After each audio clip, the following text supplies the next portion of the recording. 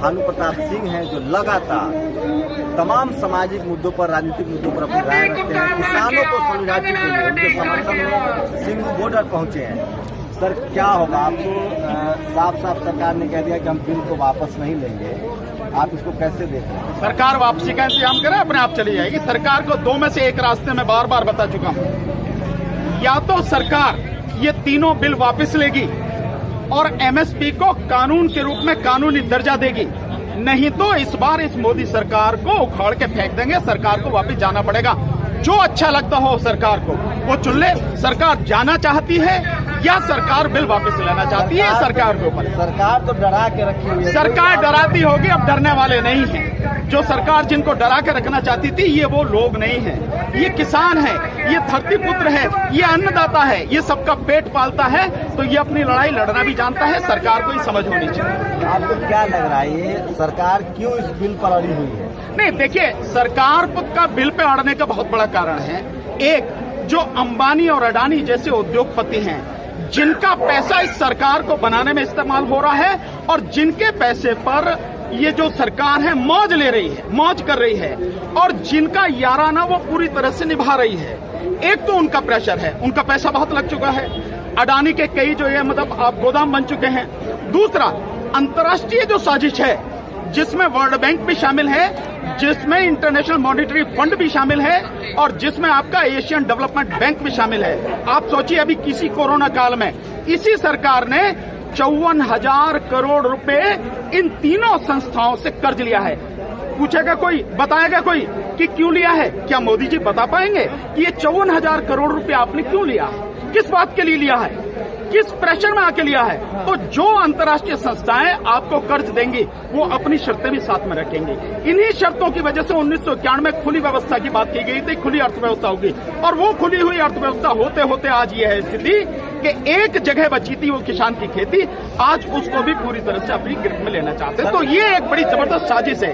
इस बिल में है कि किसान कोर्ट नहीं जा सकता। और एक और सवाल है सर, कि इसेंशियल जो कमोडिटी एक्ट था कि जरूरत से ज्यादा चीजें आप नहीं कर सकते, दोनों खत्म कर दिया गया।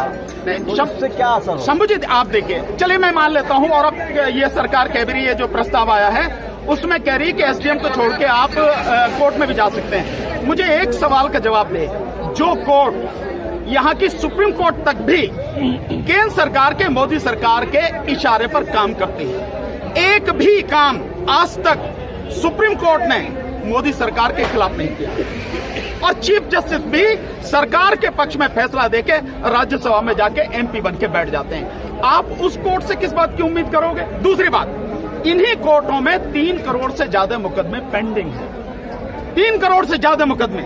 और इसके अलावा और आपको बता देता हूं, उसके अलावा समझो कि सुप्रीम कोर्ट और देश की जो 24 हाई कोर्ट है, उनमें 1 लाख से ज्यादा मुकदमे वो हैं जो कंटेम्प्ट ऑफ कोर्ट के हैं। और कंटेम्प्ट ऑफ कोर्ट भी कौन सी?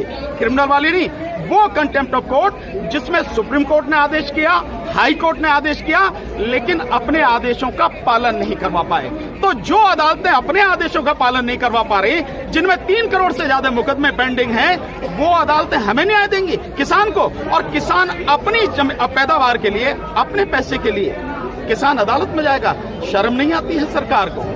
कोर्ट को ये सोचना नहीं है कि हम अपने उसके लिए जो अदालत में जाएंगे, क्यों जाएंगे भाई? आपने बिल पढ़ा होगा, ये कैसे नुकसानदायक है? देखिए, बहुत सीधा सीधा है, ये एक बड़ा भयानक षड्यंत्र है, और षड्यंत्र साफ है। हर किसान इस बात को अब समझ रहा है कि जो किसान की जमीन है, उस जमीन को कॉर्पोरेट के हाथों में गिरवी रखने की बात। एक बात। दूसरी बात, अभी आपने इसेंशियल कमोडिटीज एक्ट के विषय में पूछा।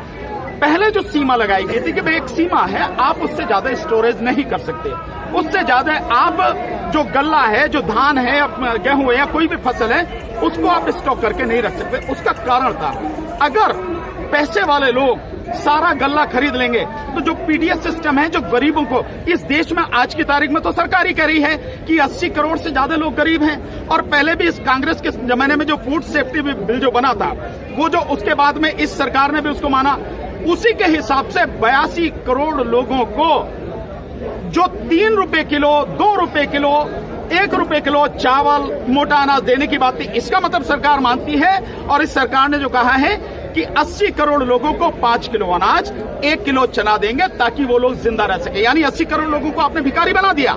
इतनी बड़ी संख्या में जिन लोगों को अनाज देना है, तो आपने जब सारा सब कुछ कह दिया कि व्यापारी अपने आप खरीद लेगा, स्टॉक करके रख लेगा, फिर आप पीडीएस में कहां से दोगे आप लाके? जो गरीबों को देने की वाली बात है वो कहां से? निश्चित रूप से किसानों से कहीं ज्यादा गरीबों पे मार पड़ेगी। किसान तो कम से कम अपनी साल भर के लिए खाने के लिए बचा के रख भी लेगा, गरीब कहां से रखेगा? गरीब को या तो पीडीएस सिस्टम से मिले। भक्तों को तो समझ में नहीं आ रहा। नहीं, भक्तों को सब समझ में आ रहा है, लेकिन भक्त तो गुलाम है और गुलाम की अपनी कोई आइडेंटिटी होती नहीं है। गुलाम तो गुलामी में ही खुश रहता है, तो वो भक्त जो है वो गुलामी के लिए सारा प्रचार। मान ले किसान गरीबों के साथ साथ गरीबों की लड़ाई भी लड़ रहा है। ईमानदारी से अगर देखा जाए तो आज की तारीख में किसान न केवल गरीबों की लड़ रहा है, बल्कि मध्यम वर्ग की लड़ रहा है, इस देश के जवानों की लड़ाई लड़ रहा है। और ये जो पुलिस वाले खड़े हैं, सीआरपीएफ वाले खड़े हैं, जितने भी लोग हैं, इनकी लड़ाई लड़ रहा है। अगर किसान नहीं लड़ेगा और किसान किसी हालत में अगर इस बिल को वापस नहीं लिया सरकार ने, तो ये सारे के सारे जितने हैं ना, ये आज निश्चित रूप से जिस गेहूं को आज ये 20 रुपए 25 रुपए किलो खरीद रहे हैं, उसी गेहूं को कल ये 50 रुपए किलो में खरीदेंगे। इनका बाप भी नहीं खरीद सकेगा। ये चीज समझने की है। तो किसान केवल अपनी लड़ाई नहीं लड़ रहा। अंबानी अडानी गरीबों के लिए खाना दे रहा। अंबानी अडानी कभी गरीबों की बात नहीं। आप किस गरीब की बात? देखिए मैं बताता हूँ सर, आपको मालूम है 2014 से लेके 2018 के बीच में अंबानी अडानी और जितने उद्योगपति हैं, इन्होंने सरकार को जो पैसा दिया, लगभग 55,000 करोड़ रुपए सरकार को पैसा दिया। 55,000 करोड़। और फायदा कितने का लिया? 6.5 लाख करोड़ का फायदा। मतलब आप रिश्वत दे रहे हैं। और ठीक इसी तरह से हो रहा है। ये जो सारी चीजें हो रही हैं, चंद टुकड़े जो सरकार को देते हैं, ये चंद पैसे उसको देते हैं और देश की संपत्ति को लूटते हैं। आज प्रशांत भूषण ने लिखा है कि अंबानी अडानी से किसानों को डील कर लीजिए, सरकार भी इसमें बिचौलिया है। तो देखिए, बहुत सीधी सी बात है, अंबानी अडानी से डील नहीं करनी।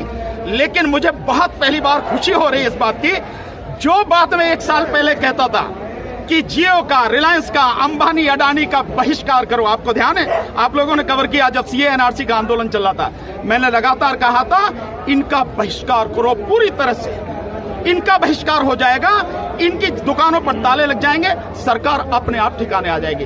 कल पहली बार किसानों ने जो है रिलायंस का, अंबानी और अडानी का, जियो का बहिष्कार शुरू किया है।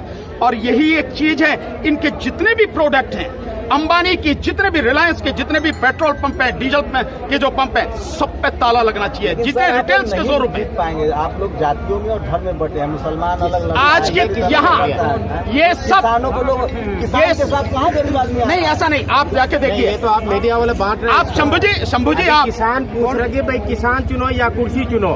मोदी जी को हम ये कहना चाहते हैं कि किसान की तरफ से किसान चुनो या गरीब कहाँ कुर्सी चुनो। हम लोग शंभू जी मेरी बात छोड़िए, आप शंभू जी आप जाइए, आपका चैनल तो बहुत अच्छी तरह से कवर करता है, आप जाके देखिए, सबसे पूछिए, सबकी जातियां पूछिए, हर जाति का व्यक्ति मिलेगा यहाँ पे, हर धर्म का व्यक्ति मिलेगा आपको यहाँ पर, गरीब मिलेगा यहाँ पे, मजदूर मिलेगा आपको यहाँ पर, अमीर भी किसान मिलेगा और गरीब भी किसान मिलेगा। कितना गरीब हर कोई आंदोलन में, आप जाके देखिए ना सारे, आप पूछिए, यही खड़े हैं तो इनसे पूछो ना, ये पूछे इनसे पूछो कितने गरीब किसान है सभी।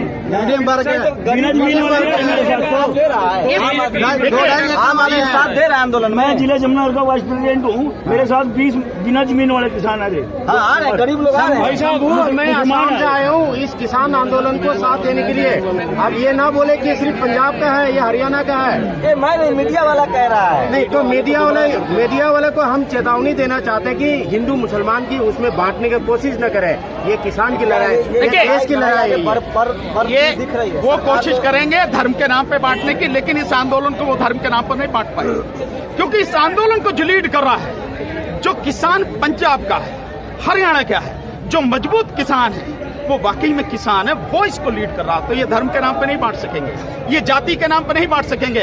और यही दो चीज है जो यही जो चीज है, यही जो दो चीज है, यही बीजेपी का, कहाँ से दिखाई दे रहे हैं? ये भी बीजेपी का असली मुद्दा होते हैं, जाति और धर्म। तो गरीब लोग साथ आ रहे हैं। बिल्कुल, आप जाके देखिए, गरीब जिनके पास में